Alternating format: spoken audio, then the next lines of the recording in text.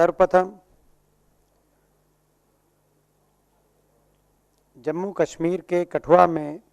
भारत की सेना के वाहन पर आतंकी हमले की जो अत्यंत दुखदाई खबर आई है, इस दुखदाई खबर से अभी जब जो सारी डिटेल्स जैसे सामने आई हैं कि हमारे 5 हमारे सैनिक शहीद हुए हैं, 5 और को गंभीर चोटें आई हैं। सबसे पहले मातृभूमि के लिए अपना सर्वोत्तम बलिदान देने पर हम अपने शहीदों को नमन करते हैं, भावपूर्ण श्रद्धांजलि अर्पित करते हैं और सभी शहीद परिवारों के प्रति हम संवेदना व्यक्त करते हुए ये कहना चाहते हैं कि न सिर्फ भारतीय राष्ट्रीय कांग्रेस पर प्रत्येक भारतवासी शहीद परिवारों के साथ इस दुख की घड़ी में। हमारी सेना पर ये कायरतापूर्ण हमला अत्यंत निंदनीय है और चिंता की बात यह है कि 1 महीने के अंदर 5वां आतंकी हमला ये हुआ है। आपने देखा किस रूप से कठुआ के अंदर ये जो हमला हुआ है, बिल्कुल इसी रूप से आपको याद होगा दिसंबर 2023 में राजौरी में भी हमारे 4 शहीद हुए थे, वहाँ भी ऐसा हमला हुआ था। आपको याद होगा कुलगाम में 1-2 दिन पहले एनकाउंटर भी हुआ, जहाँ 6 आतंकियों के साथ साथ 2 हमारे शहीद भी हुए। और आपको याद होगा 26 जून को भी इसी तरीके से डोडा के अंदर एनकाउंटर की एक घटना सामने आई और 9 जून को जब प्रधानमंत्री जी की शपथ ग्रहण समारोह था जिस दिन, उस दिन भी आपको याद होगा कि एक हमारी वैष्णो देवी जाते हुए एक बस के ऊपर एक इसी प्रकार से दुस्साहसपूर्ण हमला किया गया। तो ये लगातार हो रहे हमलों पर भारतीय राष्ट्रीय कांग्रेस गंभीर चिंता व्यक्त करती है।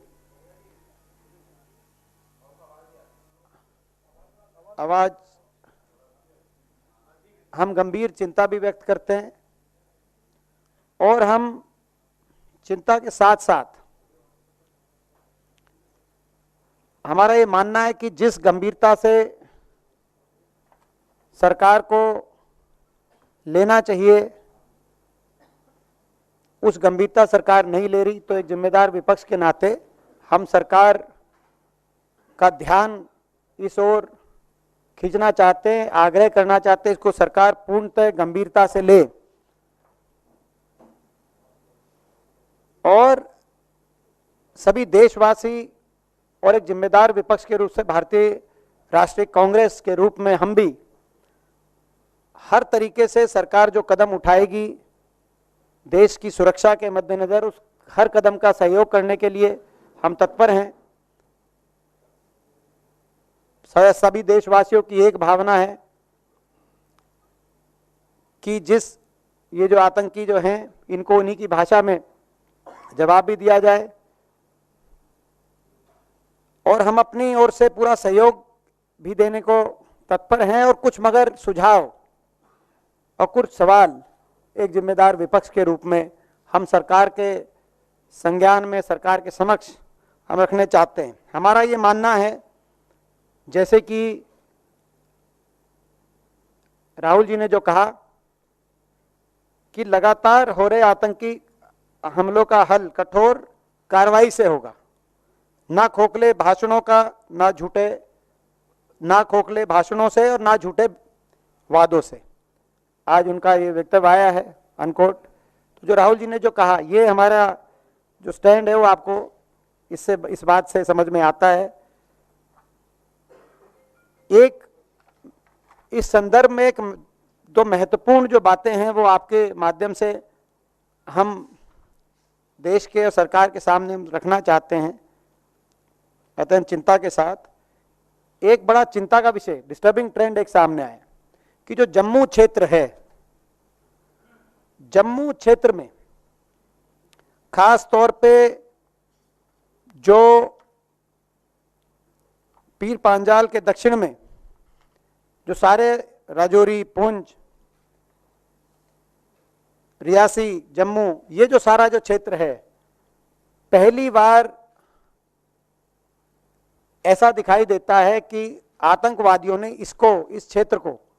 अपनी एक्टिविटी का केंद्र बनाया है। लगातार इस क्षेत्र में ये जो सारे घटनाक्रम हो रही है, जो सारे ये इतने इंसिडेंट्स हुए हैं, लगातार इस क्षेत्र के अंदर आ रहे हैं।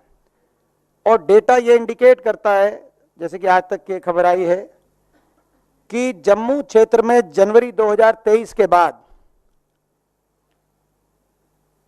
आतंकवादी घटनाओं में नागरिकों और शहीद हुए सुरक्षा बलों के जवानों की संख्या लगभग दुगनी हुई है। यानी जनवरी 1, 2023 और जून 2024 में जहां एक और 42 सिविलियन सिक्योरिटी फोर्सेस की कैजुअलिटीज हुई थी, इससे पिछले पीरियड में 24 हुई थी। तो जम्मू क्षेत्र में पहली बार ऐसा दिखाई दे रहा है कि जो आतंकवादी एक्टिविटीज हैं उसका जो केंद्र है वो अब कश्मीर वैली से जम्मू में शिफ्ट हो गया। Indian national Congress expresses deep concern about this disturbing trend that Jammu is emerging as the new center for the terrorist activity in Jammu and Kashmir. और इतना ही नहीं, ओवरऑल भी अगर हम देखें तो साउथ एशियन टेररिज्म पोर्टल के अनुसार जो आंकड़े, वहां से जो आंकड़े आपको पता चल सकते हैं कि जो टेररिस्ट एक्टिविटी जो हमारे पूरे क्षेत्र के अंदर हुई है, उसके अनुसार दक्षिण एशियाई आतंकवाद पोर्टल के अनुसार जो कुल हताहत हैं उनके प्रतिशत में मारे गए नागरिक और सुरक्षाकर्मी अब उसी स्तर पे पहुंचे हैं जो 20 साल पहले एनडीए 1 के समय 2004 में, जबकि यूपीए के वर्षों में और उसके बाद पिछले कुछ वर्षों में इसमें काफ़ी कमी आई थी। ये रेशो बेसिकली जो मैं रेशो कह रहा हूं वो civilian and security forces accounted for 48% of casualties in terrorist attacks, rest being terrorists. उसकी जो रेशो है उसमें कितने हमारे शहीद हुए, कितने सिविलियन कैजुअलिटी होती है, this is highest ever, even higher than 46% in 2004। तो ओवरऑल ये तो कहीं ना कहीं ये भी एक बड़ा चिंताजनक ये आंकड़ा सामने आया है। और हम देखें बहुत से जो विशेषज्ञ हैं और बहुत से जो आर्मी के रिटायर्ड जनरल्स हैं, उनके अगर हम एनालिसिस उनके सुने तो ये सभी का एकमत होकर एक बात आ रही है कि इसका एक मेन जो मुख्य इसका कारण है वो ट्रूप डिप्लॉयमेंट, जो हमारी ट्रूप डेंसिटी है वो इस तरफ तो उसमें कमी आई है। और ट्रूप डिप्लॉयमेंट लद्दाख की तरफ, क्योंकि चीन की गतिविधि के मद्देनजर रखते हुए तो ट्रूप डिप्लॉयमेंट लद्दाख की तरफ बढ़ रहा है। ऐसा बहुत सा, एक lieutenant general B S Jamwal हैं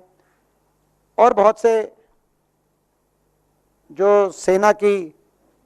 जो विशेषज्ञ हैं उन्होंने इस बारे में अपनी अपनी बात रखी है और यहाँ तक भी कहा है कि सरकार को पहले से ही सचेत रहना चाहिए था। लेकिन कहीं ना कहीं